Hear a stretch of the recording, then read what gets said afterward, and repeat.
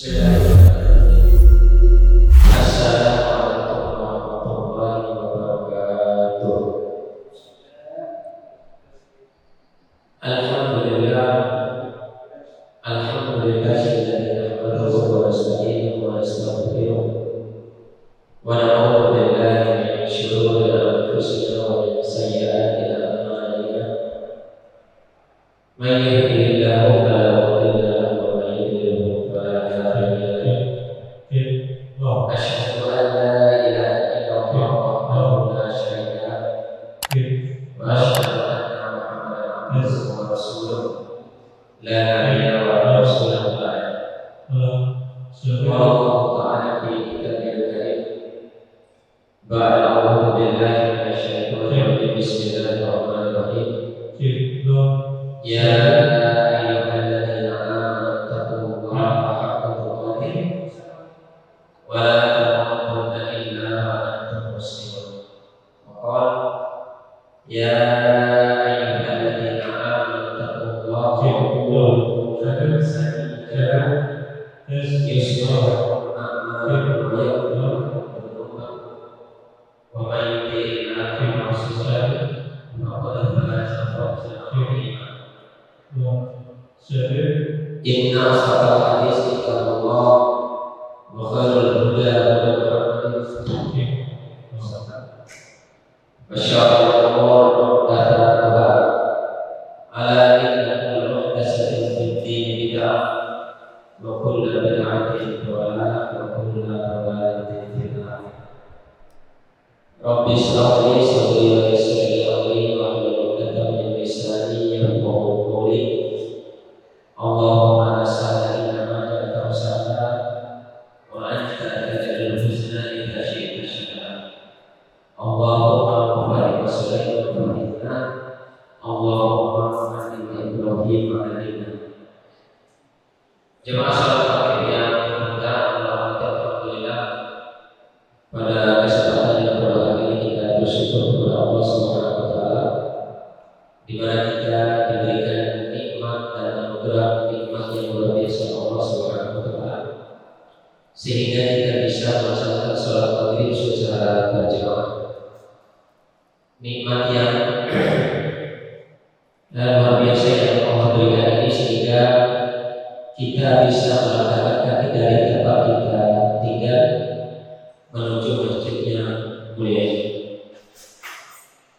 Dan mudah-mudahan apa yang kita kerjakan sebagaimana yang disabdakan oleh Nabi Sallallahu Alaihi Wasallam bahwa seseorang itu senantiasa berada dalam sholat berjamaah dan senantiasa selalu berada di masjid sampai menunggu waktu sholat yang lain. Jadi kalau tadi kita sholat maghrib secara berjamaah, maka sebaliknya kita menunggu sholat isya. Bukan hanya kita berdiri di masjid, tapi sebaliknya menunggu sholat isya kita saling menasihati dalam bentuk kebaikan dan dalam bentuk kesabaran. Sampai datangnya waktu isya, maka Rasulullah SAW bersabda, Allah dan para malaikat akan memberikan sholawat kepada seseorang yang berada di masjid dan menunggu di masjid sampai datangnya waktu sholat yang lain. Alhamdulillah tadi kita sudah melaksanakan sholat maghrib secara berjamaah.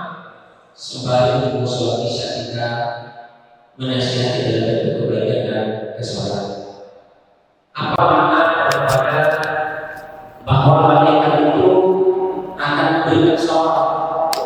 Makna dan definisi di mana malaikat itu memberikan sholawat kepada manusia, kepada orang-orang yang beriman. Makna para malaikat itu memberikan sholawat maknanya istighfaruhum wa du'ahum birahmah. Maknanya para malaikat itu memberikan selawat kepada orang yang beriman. Itu diantaranya termasuk menunggu waktu sholat dari satu sholat ke sholat yang lain. Maknanya malaikat memberikan sholawat itu adalah malaikat memohonkan ampun kepada Allah untuk hamba tersebut.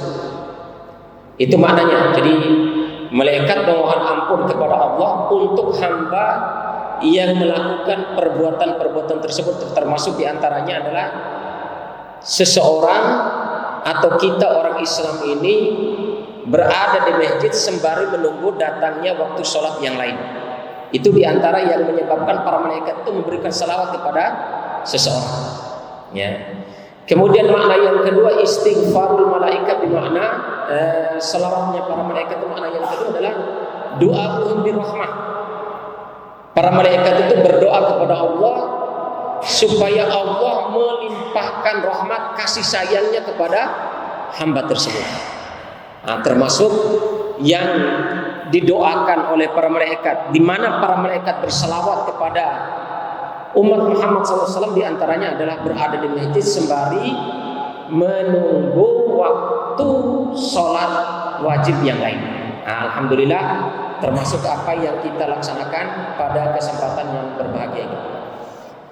Kemudian juga jemaah sekalian yang mudah-mudahan Allah rahmati, supaya malaikat ini selalu memberikan salawat kepada kita. Maknanya salawat tadi apa? Istighfaru wa du'akum birrahmah.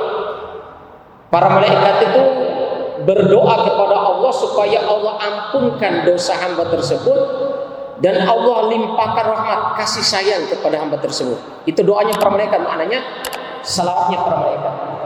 Di antara yang kita kerjakan itu adalah tadi menunggu waktu sholat dari waktu yang satu ke waktu yang lain.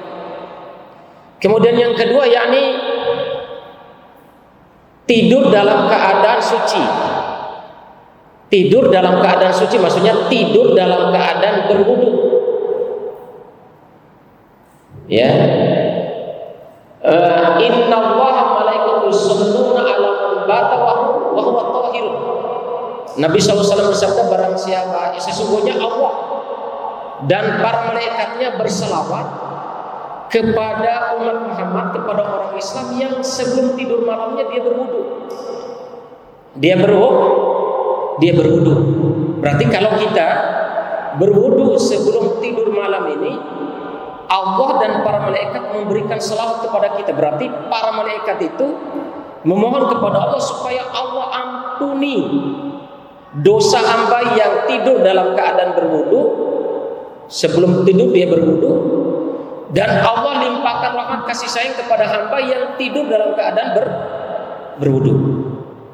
Bahkan di dalam hadis yang lain Rasulullah SAW bersabda, apabila orang berwudu sebelum tidur, ketika dia membalikkan badannya ke arah kanan, kemudian membalikkan badannya ke arah kiri, karena di dalam hadis yang lain Rasulullah SAW bersabda, ketika kita tidur itu ada malaikat di sisi kanan, ada malaikat di sisi kiri.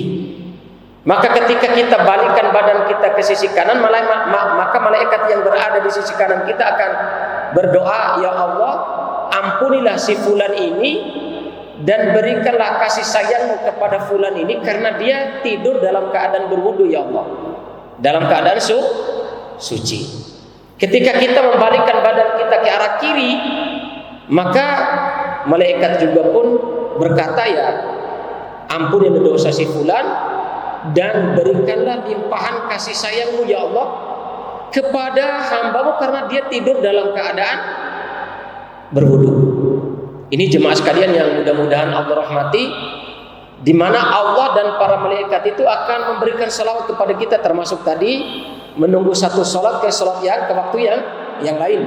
Kemudian yang kedua adalah tadi tidur dalam keadaan berwudu. Kemudian yang ketiga, di mana Allah dan para malaikat akan selalu memberikan selawat kepada kita, ini adalah ketika kita berada di shaf pertama. Innallaha wa malaikatahu yusholluna 'ala man shaffil awal. Kata Rasulullah SAW, sesungguhnya Allah dan para malaikat akan memberikan selawat, artinya doa tadi, memohonkan ampun kepada Allah dan para malaikat itu memohonkan ampun, kemudian memohonkan supaya Allah limpahkan kasih sayangnya kepada hamba ini. Di antaranya adalah siapa yang selalu berada di masjid di shaf pertama. Maka para sahabat bertanya, ya Rasulullah, wa kaifa shaffus tsani? Bagaimana dengan shaf yang kedua? Kata Nabi SAW, wa kadzalika shaffus tsani. Jadi batasnya sampai shaf kedua. Allah dan para malaikat akan memberikan salawat kepada umat Muhammad SAW ketika berada di masjid. Yang terbaik adalah berada di shaf pertama, kemudian yang kedua adalah di shaf kedua. Maka penjelasan hadisnya, bagaimana kalau yang shaf ketiga tidak mendapatkan salawat daripada para malaikat? Nah, jadi ini di antara hal yang bisa membuat para malaikat itu berselawat kepada orang-orang yang melakukan amalan perbuatan tertentu, termasuk yang tadi sudah disebutkan. Kemudian jemaah sekalian yang mudah-mudahan Allah rahmati, Allah dan para malaikat juga berselawat kepada siapa? Kepada orang yang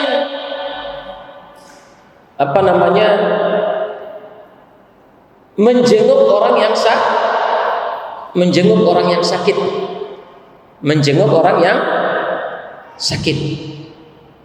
Rasul sallallahu alaihi wasallam bersabda, barang siapa man ada miridan fis sabah shalla alaihi sab'una alafan minal malaikah hatta yamshi.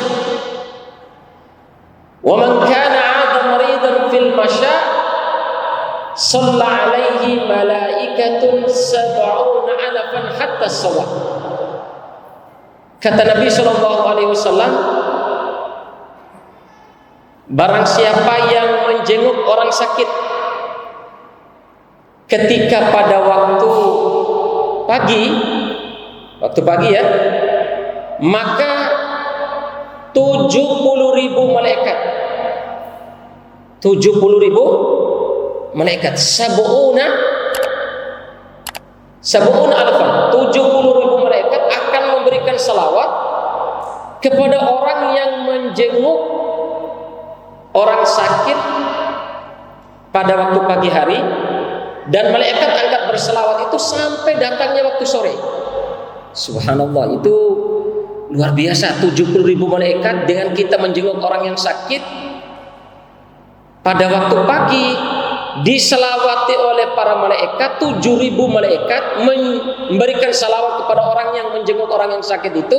Kalau dia menjenguknya pagi hari, berarti malaikat itu akan memberikan salawatnya dari pagi sampai datangnya waktu sore. Dan barang siapa yang menjenguk orang sakit di waktu sore, maka 70.000 malaikat akan memberikan salawat kepada orang yang menjenguk orang sakit di waktu sore itu sampai datangnya waktu subuh. Nah, ini jemaah sekalian yang mudah-mudahan Allah rahmati, mudah-mudahan beberapa amalan yang disebutkan di atas ini tetap kita jaga, supaya mudah-mudahan kita bisa menjaganya, sehingga Allah dan para malaikat ini akan memberikan salawat. Bayangkan kalau 70.000 malaikat bersalawat kepada orang yang menjenguk orang sakit pada waktu pagi, 70.000 sampai datangnya waktu sore. 70.000 malaikat berdoa kepada Allah supaya Allah ampunkan dosa orang yang menjenguk orang yang sakit tersebut, dan supaya Allah limpahkan rahmat dan kasih sayang yang kepada orang yang menjenguk orang yang sakit dari waktu pagi sampai datangnya waktu sore.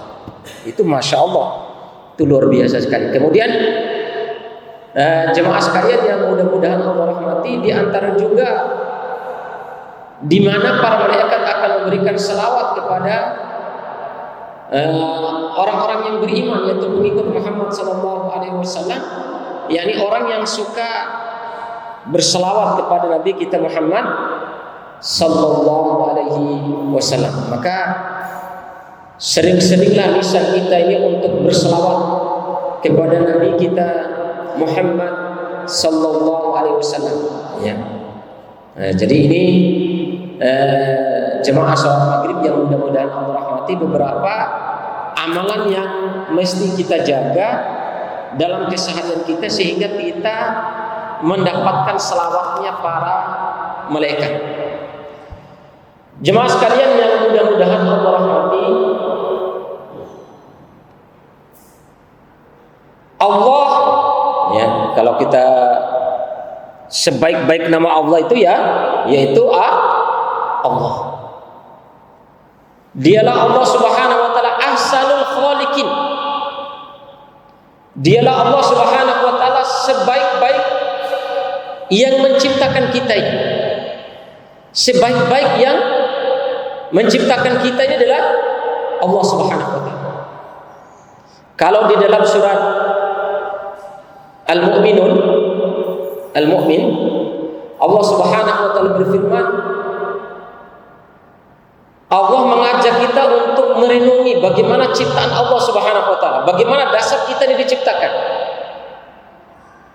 Wa laqad khalaqnal insana min sulalatin min tin. Sungguh kami telah menciptakan manusia itu dari saripati tanah. Kita ini dari tanah. Nabi Adam itu dari tanah. Summa ja'alnahu nutfatan fi qararin makin. Kemudian kami jadikan saripati tanah itu menjadi mani yang diletakkan di dalam rahim seorang perempuan yang kokoh. Summa khalaqna nutfata 'alaqatan. Fa khalaqna al-'alaqata mudghah. Fa khalaqna al-mudghata 'idhaman. Fa kasawna al-'idhama lahma. Karena kita diajak oleh Allah merenungi, ini nikmat yang aku berikan kepada kalian dari proses penciptaan kalian saja. Pertama, kalian diciptakan dari tanah, kemudian dari tanah itu dijadikan mani, kemudian selanjutnya dari mani itu menjadi segumpal darah. Ya kan?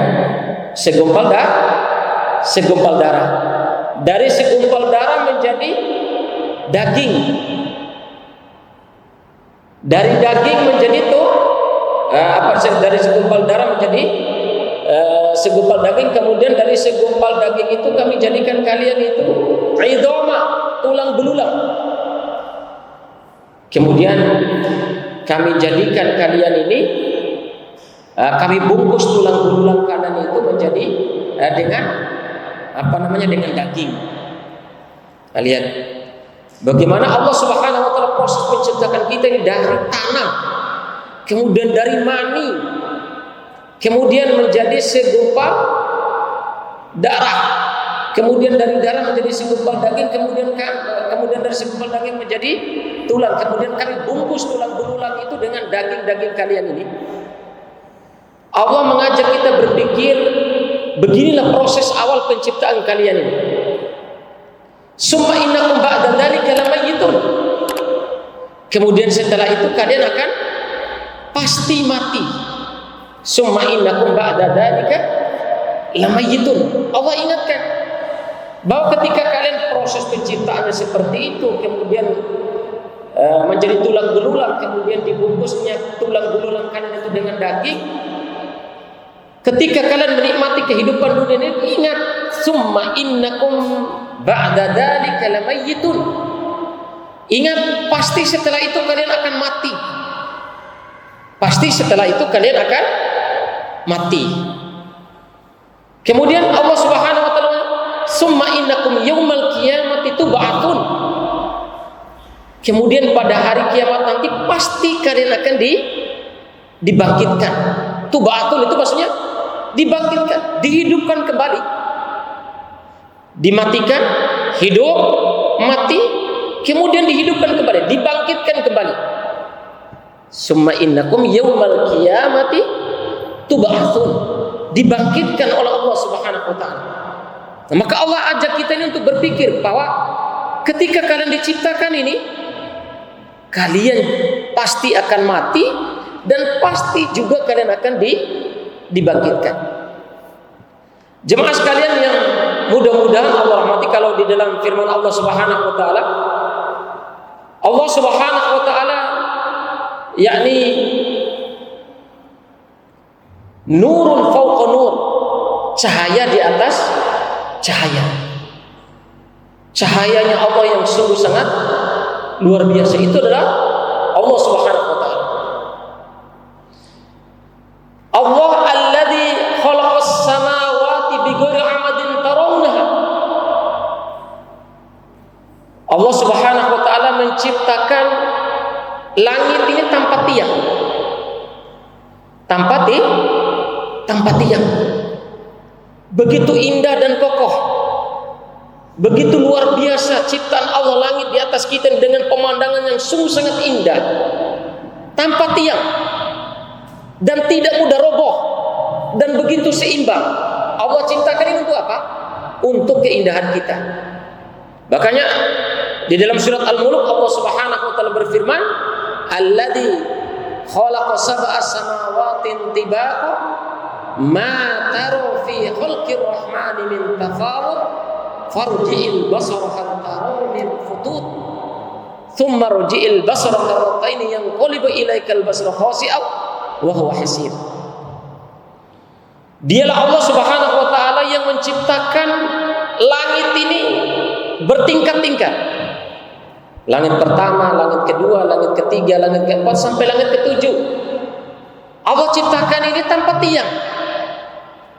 Dan jumlah malaikat di setiap langit itu jaraknya hanya 4 jari begini saja, saking padatnya malaikat di setiap tingkatan langit. Posisi langit yang tanpa tiang diduduki dan ditempati oleh malaikat yang tugasnya sujud di setiap tingkat langit tersebut tidak roboh. Maka Allah Subhanahu wa taala, lihat ciptaanku itu, lihat. Makanya Allah Subhanahu wa taala berfirman di dalam ayat, wa yumsiku ma fis sama' ayyaqu ilal ardh. Di dalam ayat yang lain Allah Subhanahu wa taala mengajak kita untuk berpikir bagaimana Allah Subhanahu wa taala menundukkan bumi ini sehingga menjadi tempat menetap yang aman bagi kalian. Yang kedua, berlayarnya kapal, perahu dan kendaraan-kendaraan yang ada di laut itu dan benda-benda yang ada di laut itu biidni, dengan izin Allah Subhanahu wa taala. Yang ketiga, ini semua Allah tundukkan. Laut itu bisa kita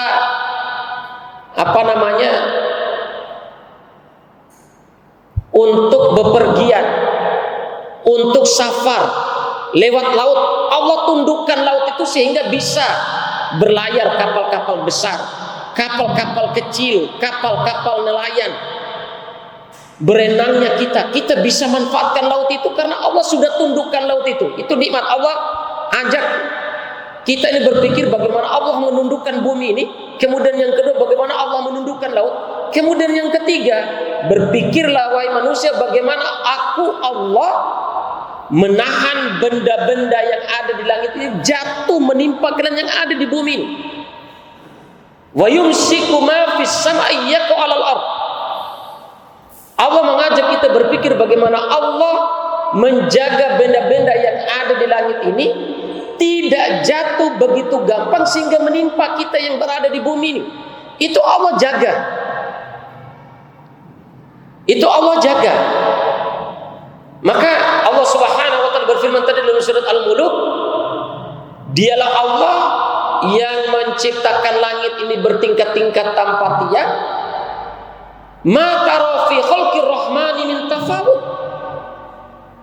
Kalian tidak akan mendapatkan dari apa yang diciptakan oleh Allah yang Maha Pengasih dan Maha Penyayang ini tafawut. Langit yang bertingkat-tingkat ini tanpa tiang itu, kalian tidak akan mendapatkan kekurangan dari ciptaan Allah tersebut sehingga kalian mendapatkan posisi langit itu tidak seimbang. Tidak kalian dapatkan. Nah, makanya farji'il basara hal tara min futur. Maka Allah ingatkan kepada kita manusia ini, coba kamu lihat lagi langit itu. Apakah ada sesuatu yang tidak seimbang dari ciptaannya? Allah mengajak kita ini untuk melihat kembali lagi. Allah sudah tegaskan bahwa apa yang aku ciptakan langit bertingkat-tingkat ini, kalian tidak akan mendapatkan bahwa itu tidak seimbang. Maka lihatlah oleh kalian dengan mata kalian, apakah langit yang saya ciptakan, kata Allah, ada sesuatu yang tidak seimbang. Ini jemaah sekalian yang mudah-mudahan Allah rahmati, sampai Allah menjaga benda-benda yang ada di langit ini supaya tidak jatuh ke bumi, supaya tidak menimpa kita dan tidak memudaratkan kita. Tapi masya Allah jemaah sekalian, qalilun min ibadina syakur, hanya sedikit di antara hamba kami yang mau bersyukur. Hanya sedikit di antara hamba kami yang mau bersyukur kepada Allah Subhanahu wa taala. Kemudian jemaah sekalian yang mudah-mudahan Allah rahmati, Allah laisa kamitslihi syai'un wa huwas samiul basir. Dialah Allah Subhanahu wa taala, laisa kamitslihi syai'un. Tidak ada yang menyerupai Dia. Tidak ada yang selain Allah ini yang bisa menyamai Allah, yang menandingi Allah, yang menentang Allah. Karena apa? Laisa kamitslihi syai'un. Tidak ada yang bisa menyamai Allah Subhanahu wa taala. Tidak ada yang bisa menyerupai Allah Subhanahu wa taala. Laisa kamitslihi syai'un wa huwas samiul basir. Dan Allah Maha mendengar lagi Maha melihat. Ini jemaah sekalian yang mudah-mudahan Allah rahmati, bagaimana posisi Allah yang sungguh sangat dahsyat ini. Tapi kembali, qalilun min ibadina syakur, hanya sedikit di antara hamba kami yang mau bersyukur. Padahal tadi Allah sudah ingatkan di dalam proses penciptaan kita ini, tsumma innakum ba'da dzalika lamayyitun. Kalian jangan berangan-angan terlalu tinggi bahwa kehidupan kalian akan lama begini-begini. Lamayyitun, pasti kalian akan mati. Kemudian setelah itu kalian pasti akan dibangkitkan kembali. Ini jemaah sekalian yang mudah-mudahan Allah rahmati. Kemudian Allah Subhanahu wa taala, Dialah Allah Subhanahu wa taala, la yudrikul absar wa huwa yudrikul absar. Allah itu saking agung dan saking besarnya, ketika kita di dunia ini tidak sanggup mata kita ini untuk melihat kebesaran Allah Subhanahu wa taala. Terbukti bagaimana Nabi Musa berkeinginan sekali untuk melihat wajahnya Allah, tapi belum sempat melihat wajah Allah, Nabi Musa disuruh untuk melihat bebukitan tinggi yang ada di Gunung Tursina. Gunungnya, batunya keras batu di Gunung Tursina. Baru melihat di atas bukit itu, mata dia tidak sanggup dan sampai dia pingsan, karena di puncak bukit gunung tersebut pecah gunung itu pecah, hanya sekedar Allah mau menampakkan dirinya. Gunung itu pecah, saking maha besar dan kuasanya Allah. Kita tidak mampu melihat Allah, mata kita ini tidak mampu melihat Allah. Wa huwa yudrikul absar. Tapi Allah Subhanahu wa taala maha melihat pandangan-pandangan kita ini, maha mengetahui setiap mata-mata dan penglihatan kita ini, maha mengetahui isi hati kita ini adalah Allah Subhanahu wa taala. Jemaah sekalian yang mudah-mudahan Allah rahmati, belum bisa kan? Belum ya? Jemaah sekalian yang mudah-mudahan Allah rahmati, kemudian Allah Subhanahu wa taala berfirman supaya kita ini tidak lupa diri bahwa kita ini makhluk yang diciptakan oleh Allah untuk beribadah kepadanya. supaya kita manusia ini tidak lupa bahwa dinamakan manusia itu terikat dengan kata nisyan, lupa. Sering lupa kita nih, sering kita ini dilupakan untuk beribadah kepada Allah, untuk mensyukuri nikmat Allah. Sering kita dilupakan dengan hal-hal ini.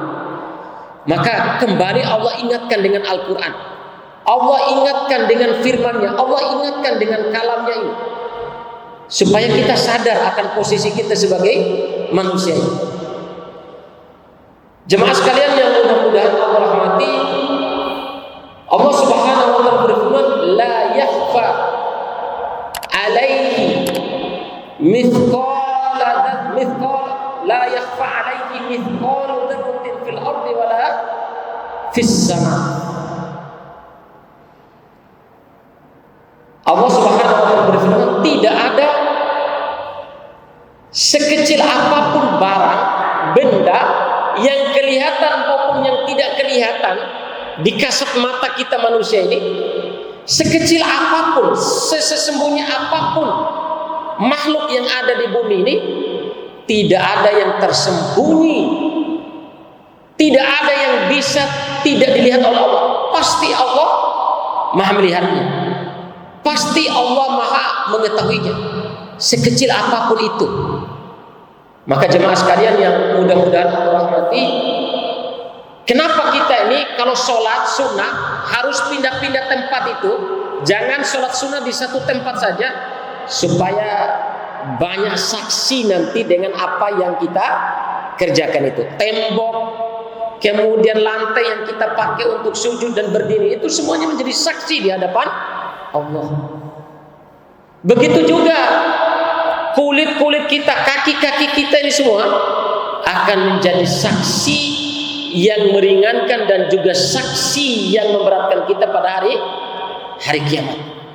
Ya, insya Allah kita akan lanjutkan pada pembahasan pekan depan, karena ini sudah ada.